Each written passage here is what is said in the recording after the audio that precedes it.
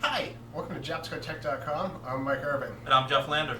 Recently we made some changes to the Lite Flush toilet. We want to talk about them. What are those changes? Well, Mike, the first change is when we launched the Lite Flush in around 2010, we came out with a 4-button control panel. This has since changed to the current 2-button control panel that we have now. We changed it shortly afterwards. Now, the reason for that is because the feedback we received is that 4-button control panel was a little too complicated. It had flush, it had fill, it had quick flush, and it had empty, and people really just wanted the simplicity. The Lite Flush was designed to be a drop-in electric replacement for the manual toilet, using the same bullet holes, the same plumbing, the same unpressurized water source that the manual toilet uses, which is a pretty simple toilet to use. So the reason why we changed it for the 2-button is to recapture that simplicity of a manual toilet. So it has a fill and a flush button. Okay, 2 buttons, very easy to use, self-explanatory. Fill brings in 0.6 liters of water, so you have some standing water in the bowl to use. Then you hit flush, brings an additional 0.6 liters of water in, does 1 flush cycle, and you're done. Nice. Now, if they already have the 4-button and they want to go down to the simpler 2-button, is that possible?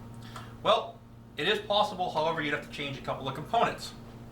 You see the 4-button and the 2-button use a different control box which is internally housed in the Lite Flush. So what you'd have to do is, if you had a current 4-button control panel, you'd have to purchase a new control box in addition to the new 2-button control panel.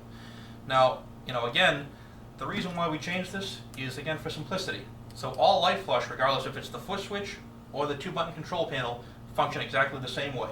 So it's almost like going back to the original, the easy use of the manual toilet. Exactly, going to the bathroom shouldn't be a complicated process. So again, fill, flush, and you're done. Now, if they have the foot switch on the new toilets and eventually they want to upgrade into the panel control, how hard is that?